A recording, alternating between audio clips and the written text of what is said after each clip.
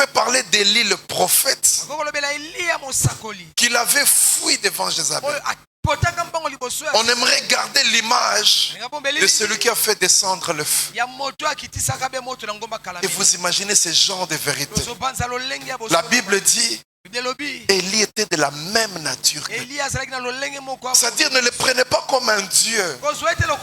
La Bible est le livre de la vérité. Et Dieu a voulu qu'on écrive tout ça pour notre instruction. Même les erreurs, on a écrit. Même les exploits, on a écrit. Afin que nous nous soyons instruits. Qu'est-ce qu'il est dommage de voir beaucoup de gens avoir des exemples dans leur vie, mais ils ne changent pas leur façon de vivre. Dans nos familles, nos quartiers, nous voyons comment les gens ont vécu. Les oncles, les tantes, les grandes sœurs, les grands frères. Nous voyons comment ils ont terminé. Et nous aussi, tête baissée, nous entrons dans les mêmes erreurs. Ce n'est pas normal, frère. Notre Dieu est bon. Alléluia. Nous vous accueillons dans ce deuxième service. Et nous bénissons Dieu de comment les choses sont en train de se passer. Il y en a qui ont choisi le premier service carrément. Il y en a d'autres qui se disent, moi c'est le deuxième. Gloire à Dieu. Amen, amen. Je vous salue tous au nom précieux de notre Seigneur Jésus. Alléluia. Amen. Si tu peux le faire à gauche et à droite, ça sera une très bonne chose. Tu l'accueilles dans la présence de Dieu. Alléluia. Est-ce qu'on peut faire du bruit pour notre Dieu, pour notre roi, notre Seigneur? Alors nous continuons avec notre thème. 4 patriarches, 4 leçons sur la marche avec Dieu. Aujourd'hui c'est le 3e dimanche. Le dimanche prochain nous allons clôturer. Nous avons dit que nous avons un objectif que nous poursuivons. Nous voulons tirer des leçons en étudiant la vie des patriarches, voyant comment ils ont marché avec Dieu et tirer des leçons pour que nous ne puissions pas commettre des erreurs comme eux, mais aussi pour que nous puissions maximiser ces moments où nous marchons avec Dieu. Et notre texte de base dans Corinthiens explique ces choses.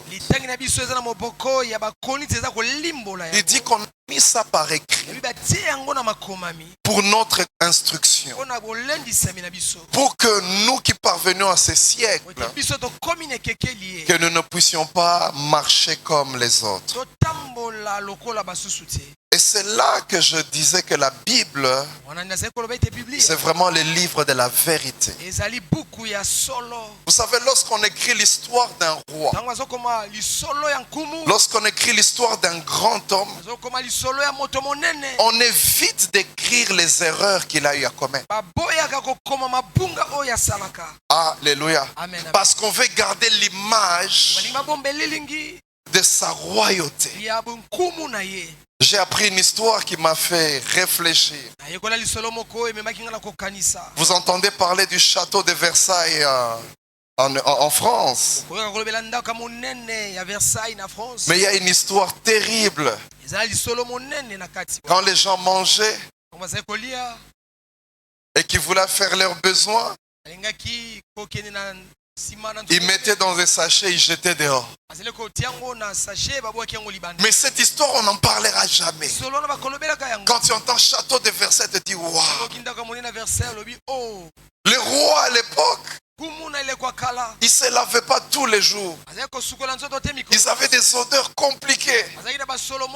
Ça, on n'écrira jamais. On dira juste qu'ils ont remporté des victoires. Mais la Bible, c'est le livre de la vérité. Autant on écrit les grandes choses des grands hommes, autant on écrit ce qu'ils ont eu à faire qui n'était pas. Un roi comme David, est-ce qu'on peut écrire qu'il avait volé la femme d'autrui? Alléluia. C'est impossible. Amen, amen. Amen. Est-ce qu'on peut parler d'Élie le prophète, qu'il avait fui devant Jézabel? On aimerait garder l'image de celui qui a fait descendre le feu. Et vous imaginez ce genre de vérité. La Bible dit, Élie était de la même nature que lui. C'est-à-dire, ne le prenez pas comme un Dieu. La Bible est le livre de la vérité. Et Dieu a voulu qu'on écrive tout ça pour notre instruction. Même les erreurs, on a écrit. Même les exploits, on a écrit. Afin que nous nous soyons instruits. Qu'est-ce qu'il est dommage de voir beaucoup de gens avoir des exemples dans leur vie, mais ils ne changent pas leur façon de vivre. Dans nos familles, nos quartiers, nous voyons comment les gens ont vécu. Les oncles, les tantes, les grandes sœurs, les grands frères. Nous voyons comment ils ont terminé. Mais nous aussi, tête baissée, nous entrons dans les mêmes erreurs. Ce n'est pas normal, frère. Vous savez, il y a des choses quand tu les fais, sans même qu'il y ait un prophète devant toi, tu sais comment tu vas finir. Quand tu ne prends pas ta vie au sérieux, tu ne vas pas accuser les démons. Tu sais que tu finiras mal. Et tu as déjà des exemples. Tu as un mi-parcours. Tu vois déjà, mais la soeur là du quartier, voilà comment sa vie s'est terminée. Le frère là, l'oncle là, mon papa. Et c'est déjà des exemples. Il est triste de voir les gens qui arrivent à un certain niveau, là où les autres étaient, et commettre les mêmes erreurs. Vous serez doublement jugé.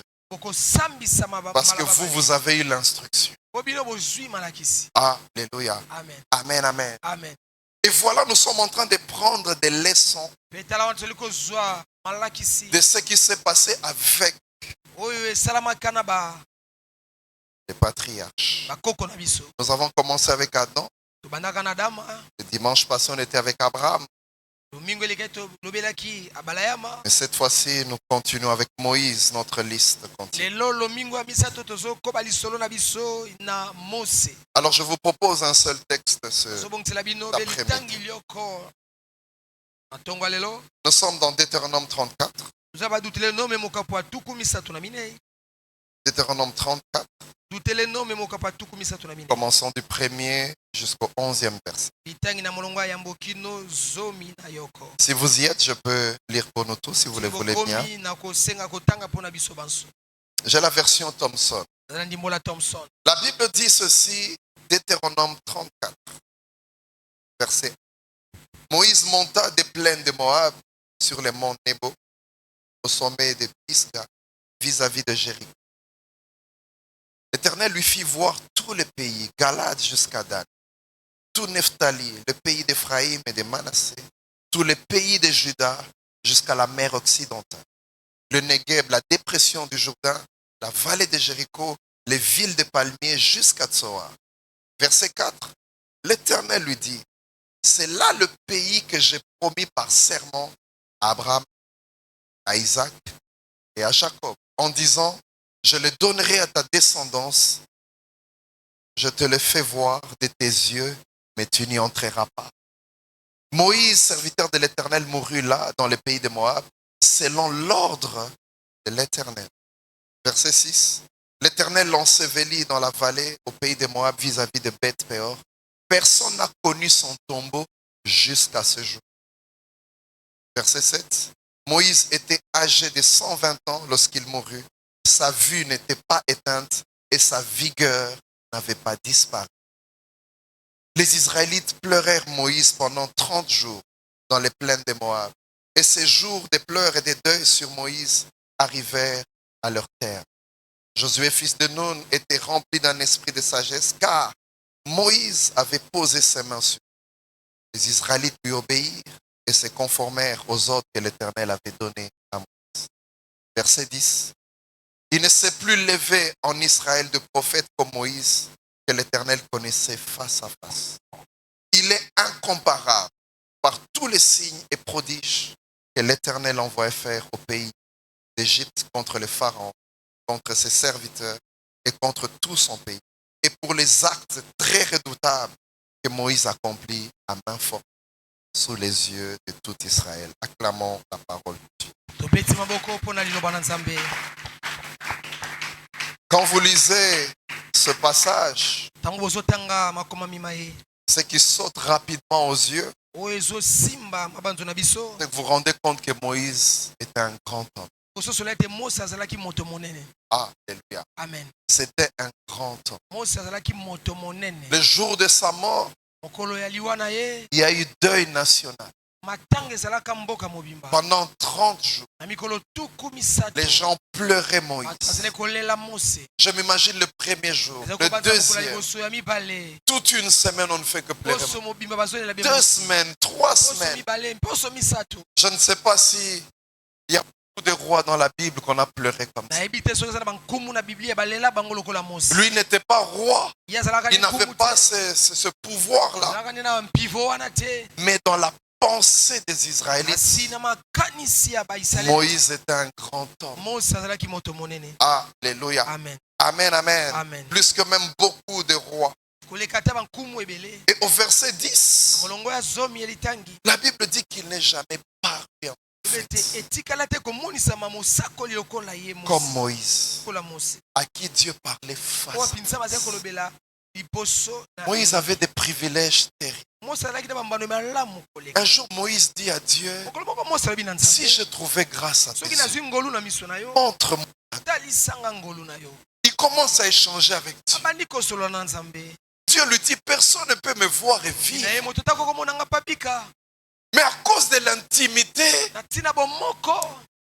Dieu lui dit, je vais quand même passer, tu vas quand même voir mon dos. C'est un peu les choses que nous faisons avec nos enfants. Il te demande quelque chose de très cher, tu n'arrives pas à lui donner. Il dit, bon, je vais te donner quand même ça. À cause de ton cœur, tu vas voir quand même mon dos. Quand je passerai, tu me verras. Voilà pourquoi Dieu, quand il parlait un jour, il disait, si vos prophètes, ils ont des messages, c'est par des songes qu'ils les reçoivent. Moi, quand je parle avec Moïse, je parle comme on parle à un ami. Voilà pourquoi quand Moïse intercédait, Dieu changeait d'avis. Un jour même, il a dit, pour ce problème-ci, même si vous appelez Moïse, vous appelez Daniel, je vous écouterai. Parce qu'il connaît l'intimité qu'il y avait entre lui et Moïse. C'est étonnant les paroles de Moïse. Un jour, il parlait, il intercédait pour les enfants d'Israël. Il dit à Dieu, si tu n'exauces pas, si tu les laisses tomber, enlève mon nom du livre de vie. Donc il y a des gens qui marchaient sur terre, ils savent que leur nom est déjà dans les livres de vie. Il n'est pas encore mort, mais il sait qui lui a dit ça. Dieu. Alléluia. Amen. Un homme grand. La Bible dit, il est incomparable par tous les signes et prodiges que l'Éternel a eu fait au travers de Moïse. Alléluia. Quand vous lisez Deutéronome 34, vous réalisez que c'est un grand homme. Il est mort à 120 ans. Et si la Bible le précise, c'est parce que ce n'était pas normal. On dit que ses yeux n'avaient pas baissé. Et il avait toujours sa vigueur. J'aimerais dire à quelqu'un, le Dieu de la santé, c'est le Dieu que nous prions. Il est capable de donner comme il veut. Il a donné à Ézéchias 15 ans comme ça. Alléluia. Amen, amen. Et sa vie est subdivisée en 3 grandes étapes. Et curieusement, chacune de 40 ans, 40 ans. Il a fait 40 ans en Égypte. 40 ans chez son beau-père. Et 40 ans en train de marcher avec les enfants. C'est toute une épopée. Avec beaucoup de leçons. Aujourd'hui, nous n'en prendrons que 3 selon les besoins que nous avons ce matin. Première leçon, frères et sœurs. Quand vous voyez la vie de Moïse, quand vous voyez son appel, vous vous rendez compte d'une chose. Dieu est souverain.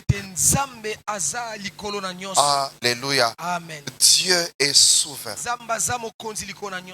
Dans le livre des Proverbes 19,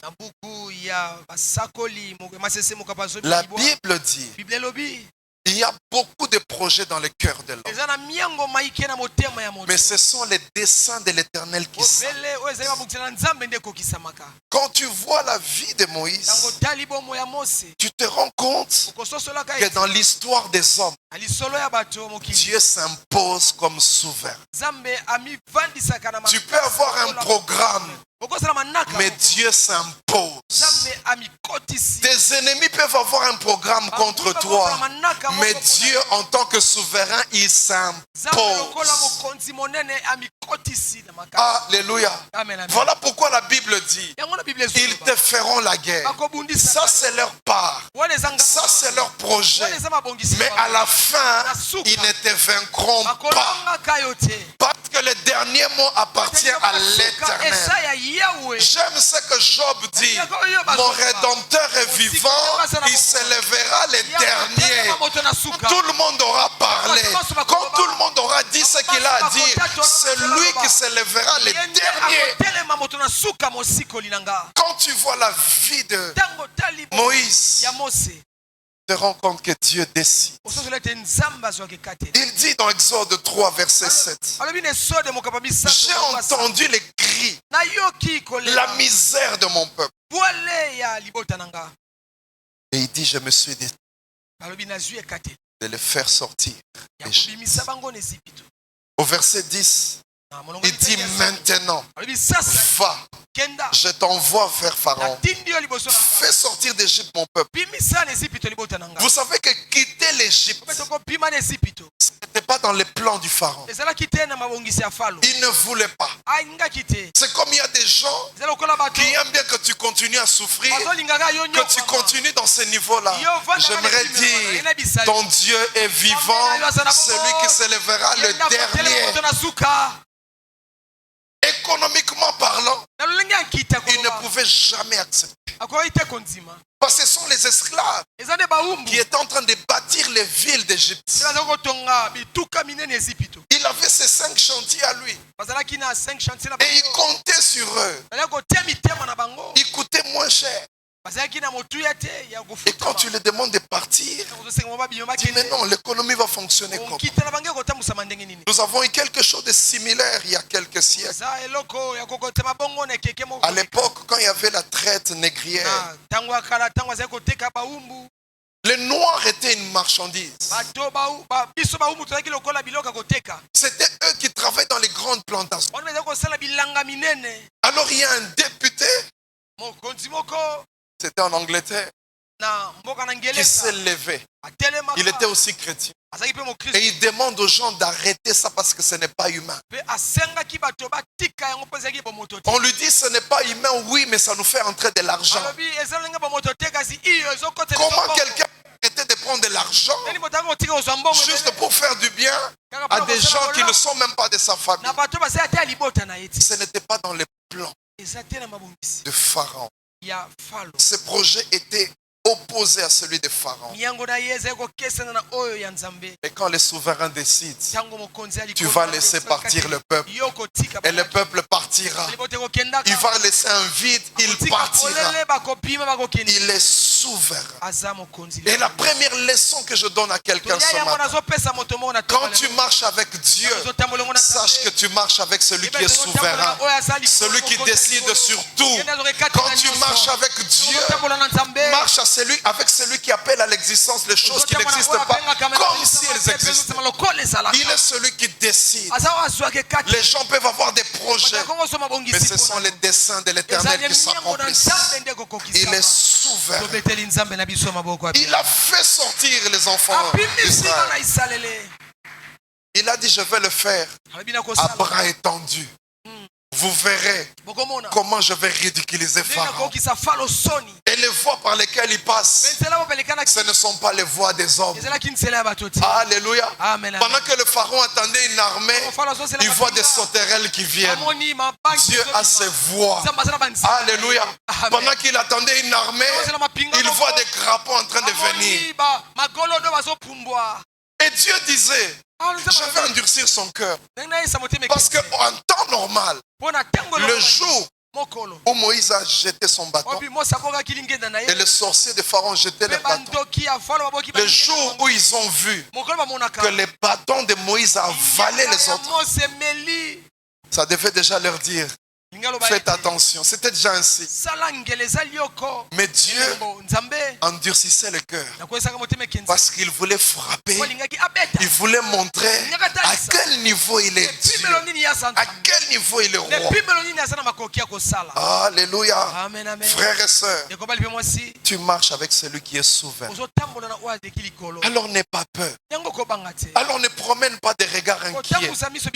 Quand il va décider, il va entrer dans l'histoire des hommes et il va changer les choses.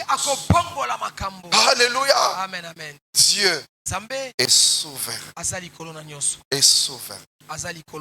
La deuxième leçon, frères et sœurs, quand nous voyons la vie de Moïse, nous nous rendons compte que tu peux marcher avec Dieu, mais être contesté par les hommes. Alléluia. Amen, amen. L'adversité, la pluralité des ennemis, les obstacles, les combats ne veulent pas dire que Dieu n'est pas là. Alléluia. Amen. Ils peuvent se lever contre toi comme un fleuve, mais Dieu va les disperser par cet chemin. Il est Dieu. Frères et sœurs, c'est pour ça que quand j'ai lu le passage, le verset 8, ça m'étonne. Au verset 8 du livre de Deutéronome que nous avons lu, on dit les Israélites ont pleuré Moïse. Avec tout ce que vous avez fait voir à Moïse, c'est maintenant que vous pleurez Moïse. Si c'était les qui nous disent, vous avez fait Moïse ça. Quelle contestation, contestation. Il y a des moments où Moïse, on voulait le tuer carrément. Et quand je lis ça, ils pleurèrent Moïse. Les hommes sont compliqués. Lelo nde bomoni valeur à Moïse, lelo jour à Koufi. Bozaki na awa. Alléluia. Et l'épisode qui m'intéresse aujourd'hui, c'est celui de Nombre, les chapitres 13 et 14. Moïse envoie des espions selon l'ordre de l'État.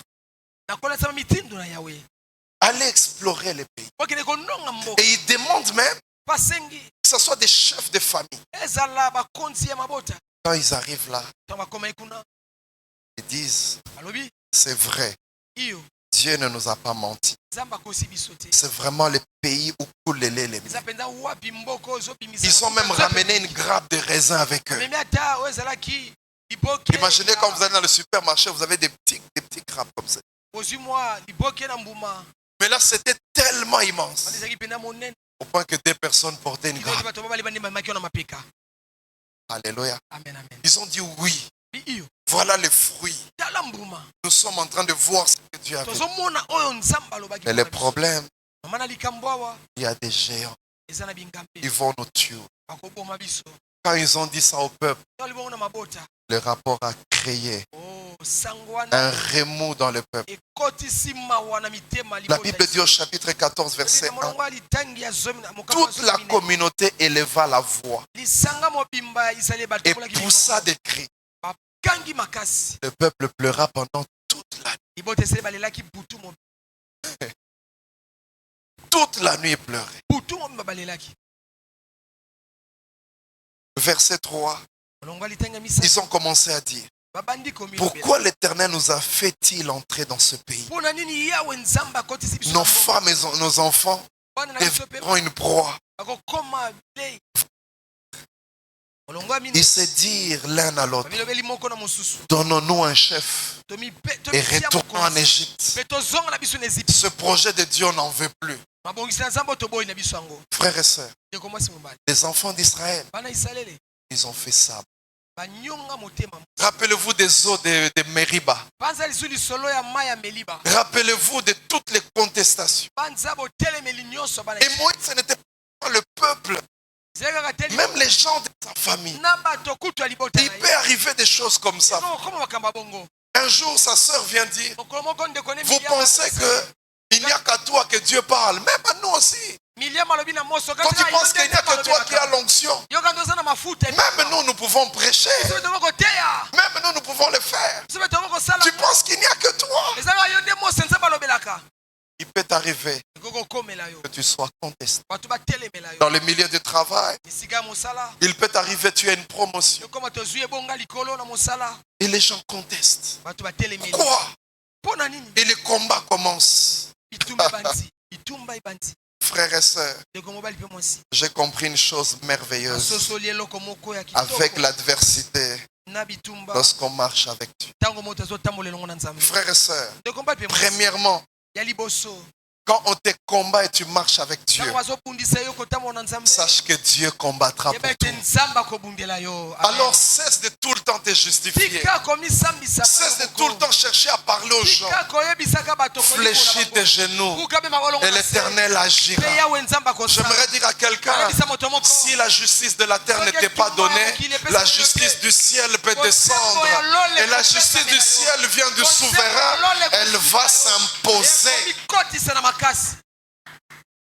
Alléluia. Amen, amen. Les gens se lèvent contre toi comme ça. Ils ne veulent pas de ton bonheur. Ils ne veulent pas que tu aies la paix. Calme. Garde silence. Qui a ajouté la phrase qui suit? Garde silence. Combattra pour toi. J'aimerais dire à quelqu'un, garde silence. Il combattra pour toi. Quand les gens s'érigent contre toi, les gens se fâchent contre toi. Mais toi, tu marches avec Dieu. Toi, tu es juste. Tu n'as rien fait de mal. Tu ne les as pas insultés. Tu n'as pas détruit leurs projets. Tu as pris seulement ce que Dieu t'a donné. Garde silence. Il combattra pour toi. Alléluia. Amen. Frères et sœurs, la Bible dit ceci. Au verset 10 de Nombre 14. Toute la communauté parlait de les lapider. Et quand tu lis le contexte, vous voyez qu'ils étaient déjà prêts à tuer. Moïse doit mourir. Qu'est-ce que moi je fais comme problème? Je vous ai simplement dit, faites confiance à Dieu. Il va nous donner Canaan. Mais pourquoi vous voulez tuer Moïse? Alléluia. Amen. Ils étaient déjà prêt. J'aime la suite. Toute la communauté parlait de les lapider. Lorsque la gloire de l'Éternel a apparu, il a mis fin à ça. J'aimerais dire à quelqu'un, l'Éternel combattra pour toi. Garde silence. Quand la gloire est descendue, tout le monde a jeté la pierre. Dit, ça c'est Dieu. Alléluia. Mais il était au bord. Il allait mourir. J'aimerais dire à quelqu'un, tu ne mourras pas dans les programmes de l'ennemi, tu mourras dans les programmes de Dieu, car celui qui fait ta vie, celui qui compte les jours de ta vie, c'est Dieu. Il peut faire des projets contre toi, mais ils ne vaincront jamais, car le souverain, c'est celui qui garde ta vie. C'est Dieu. La marche de Moïse nous apprend ça. Est-ce que vous vous imaginez pendant 40 ans tu es contesté? 40 ans contestation à contestation. Combien de fois il a été secoué? Et des fois ça a changé. Quand Dieu agit, il garde silence. Ils avancent encore. Il y a encore un problème. Ils sont arrivés à un niveau. Ils ont commencé à dire à Moïse, tu sais qu'en Égypte on mangeait les concombres. Toi quand tu vas dans les fêtes là, on te met les concombres, tu choisis là. Tu ne connais pas la valeur des concombres. Les enfants d'Israël ont pleuré les concombres. Dieu est en train de leur dire, je vous amène dans un pays. Ça me rappelle une histoire qui s'est passée. Il y avait des embouteillages terribles. Il n'y avait pas de transport. C'était compliqué. Alors un papa, il a vu une dame âgée sur le boulevard. Il dit à la maman, viens, je vais t'aider. Tu vas où? Je vais quitter mon magasin. Ils vont tout. Ils sont en train de dépasser tout le monde. Elle voit des gens faire les pieds. Ils arrivent au niveau de Lupio. L'homme lui dit non, je dois prendre la gauche. Je crois que Kitambo ce n'est plus loin. Et tu vas arriver, je dois prendre la gauche pour aller chez. La dame dit non. Pourquoi tu m'as pris alors? Pourquoi tu m'as amené jusqu'ici? Ramène-moi là où j'étais. Je vais rester là-bas. Pourquoi tu m'as amené ici?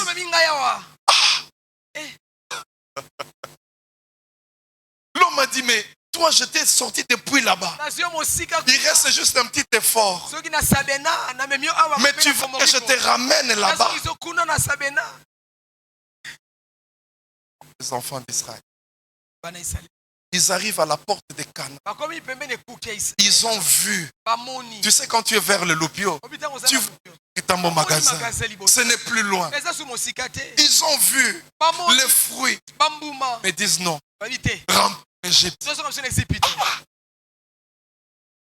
J'aime quelqu'un qui dit quel peuple est.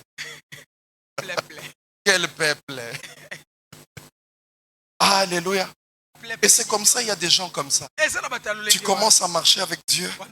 Ta vie commence à évoluer. Au niveau où Dieu veut commencer à te bénir,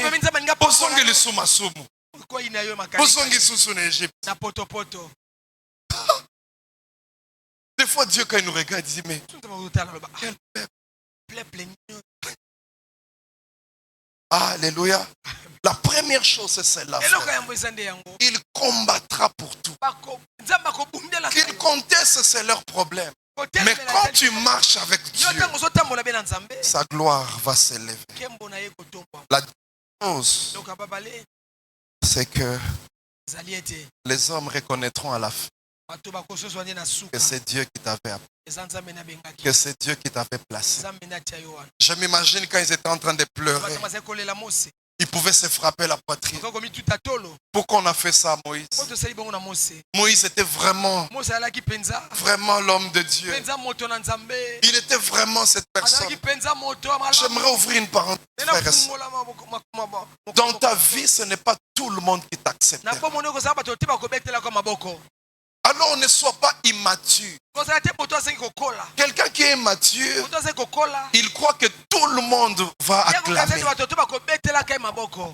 Il y a des gens qui ont mal. 2 personnes seulement dans ta famille ou dans l'église. Mais tous les restes bandimaka.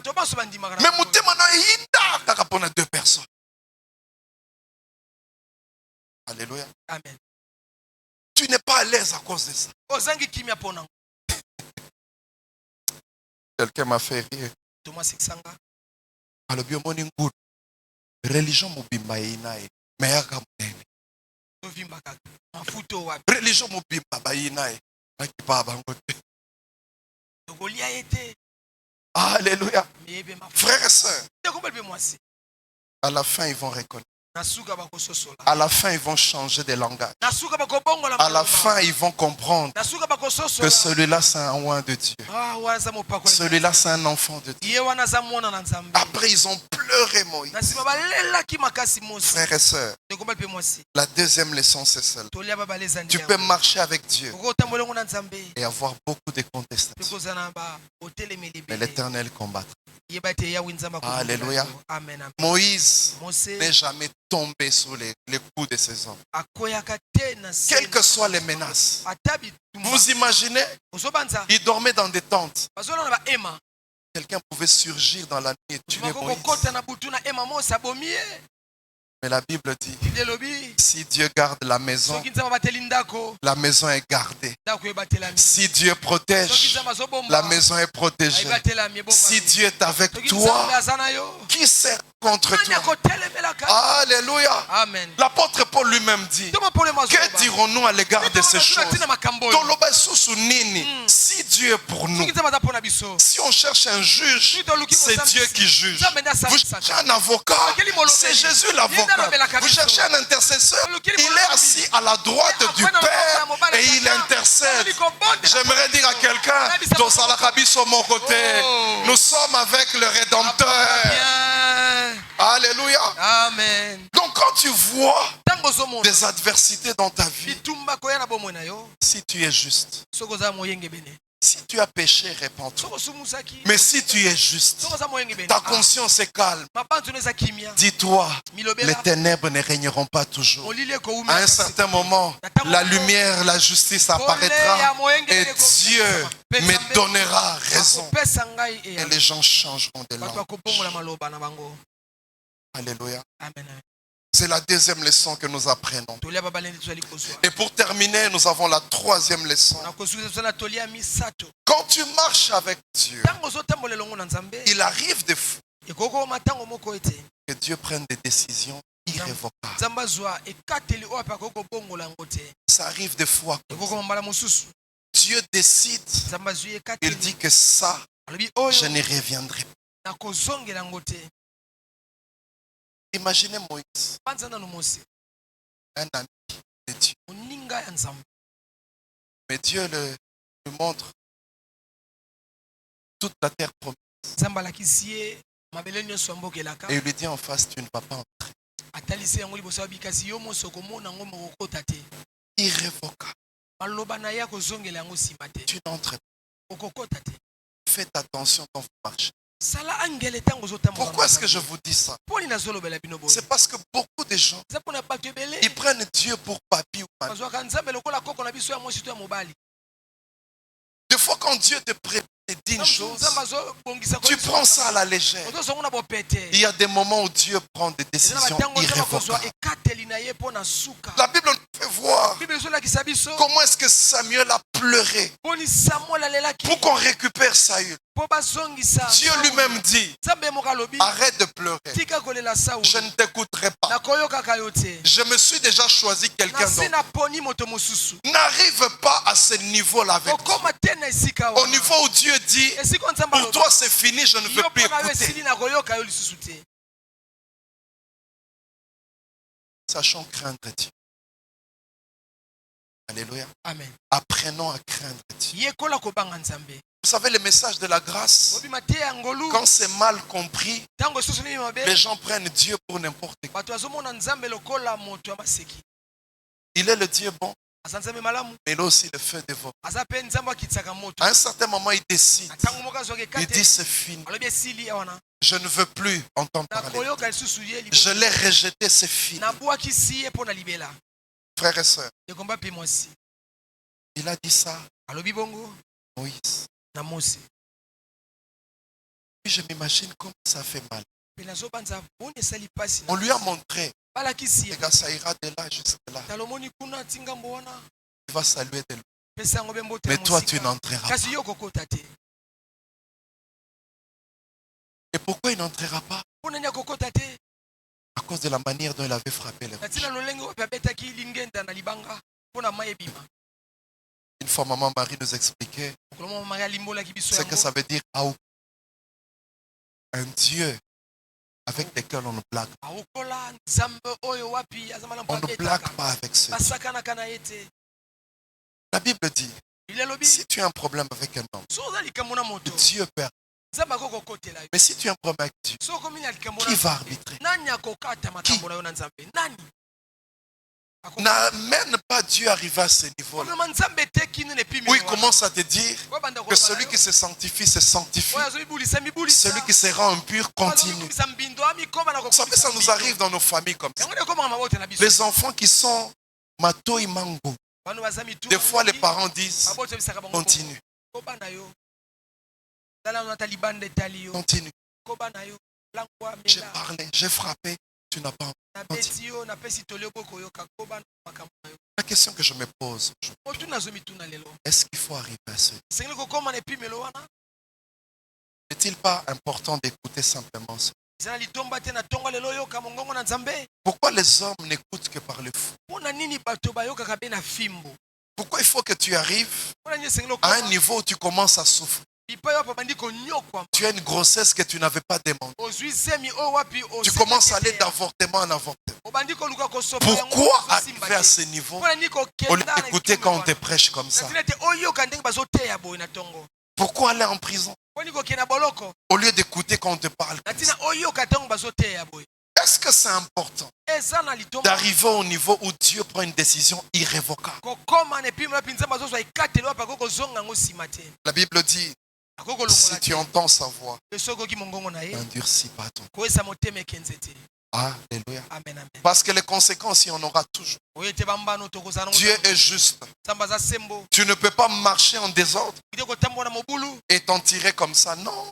Non. Non. Dieu est juste. Une soeur qui se sanctifie, une autre qui ne le fait pas, et après vous avez la même finalité. Ce n'est pas possible.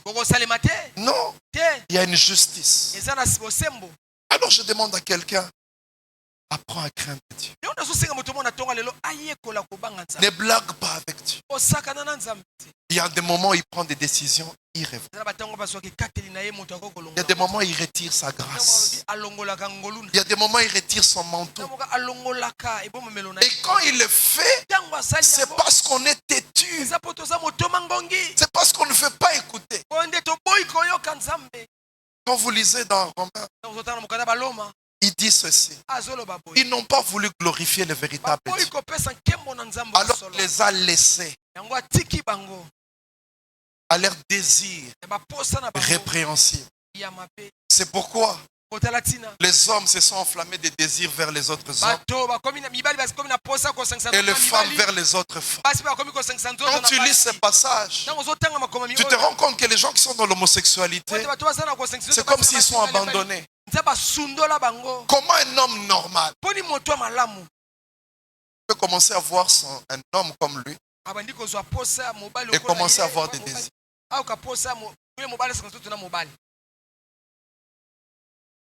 Moi, j'ai du mal à trouver un. Je commence à voir, à lui parler comme ça. Quel dérèglement. Une femme comme toi, tu commences à la voir et tu commences à désirer. Même les animaux. Mais les hommes, parce qu'ils ont voulu ne plus glorifier Dieu, ils ont retenu captive la vérité. On les a laissés.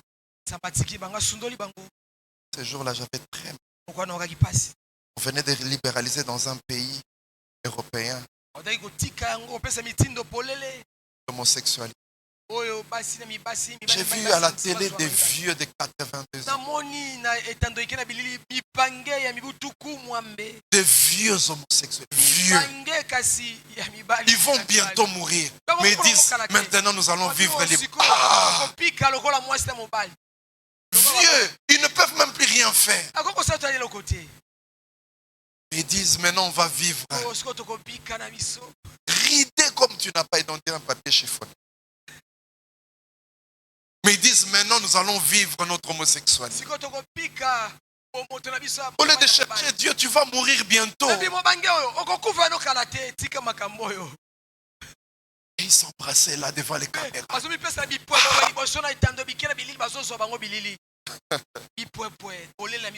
C'est triste. Frères et sœurs, ne soyons pas comme Jonas. Dieu lui a donné une orientation. Un peu comme à toi. Dieu te parle. Dieu te dit ces choses. Il te dit va à gauche. Et toi tu dis je vais à droite. Va à droite. Je vais à gauche. Vous savez, chers parents, quand vous interdisez aux enfants des choses et qu'ils refusent d'écouter, vous qui avez de l'expérience, n'est-ce pas que vous dites, mais cet enfant, est-ce qu'il comprend ce que je suis en train de dire? N'est-ce pas ce que vous faites? C'est la même chose avec Dieu.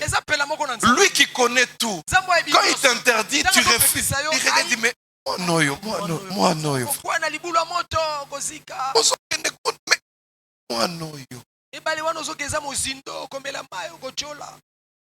Mais toi tu dis j'ai grandi. Je suis adulte. Je vais gérer. Pas gérer. Ok. Ok. Alléluia. Amen. Jonas, quand il entre dans le bateau, il y a des vagues qui commencent. Un peu comme la vie de quelques-uns parmi nous. Il y a des vagues. Tu n'es pas à l'aise. Mais tu es en train de subir les conséquences. Mais Jonas, au lieu de se repentir, il fuit Dieu. Est-ce que vous imaginez? La Bible dit il fuyait Dieu. Tu vas fuir Dieu où? Il allait se cacher. David disait, où irai-je loin de toi? Si je vais dans les cieux des cieux, tu es là. Dans la bouffe, tu es là. Il va se cacher.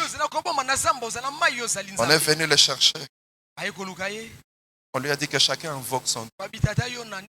Lui, il va invoquer comment? Déjà dans son cœur, il a des culpabilités. Il a commencé à dire, si toutes ces choses arrivent, c'est à cause de moi. Qu'est-ce que tu veux qu'on fasse? Jetez-moi. C'est l'une des rares fois que je vois dans la Bible. Les gens prient avant de faire un mauvais acte. Ils disent déjà, Seigneur, pardonne-nous parce que nous allons jeter quelqu'un. Alléluia. Amen. Amen, amen. Amen. On a jeté Jonas. Jonas, il entre dans l'eau. Il ne se répand toujours pas. Toi, je ne sais pas où tu es aujourd'hui. Tu ne sais pas dans quoi tu vis aujourd'hui.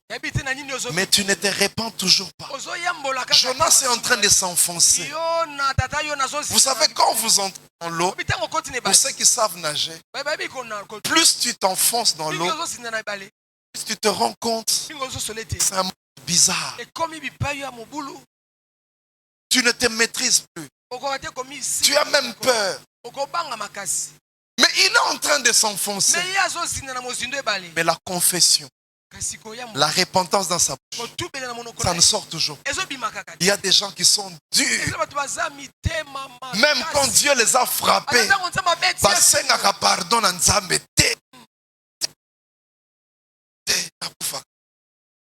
Un jour, Dieu disait aux enfants d'Israël, où est-ce que je vais encore frapper? Parce que tous les corps, ce n'est que contusion et blessure. Nasi na beta na mukongo, nasi na beta na mutu, ozoki me ozokarate na obete suwapi. Alléluia. Amen. Dans ta vie là, que Dieu frappe encore. Parce que jusque-là, tu n'as toujours pas compris. Tu continues à vivre la même chose, les mêmes erreurs. Jonas descend. Et voilà un monstre marin vient l'avaler. Il se retrouve dans l'estomac.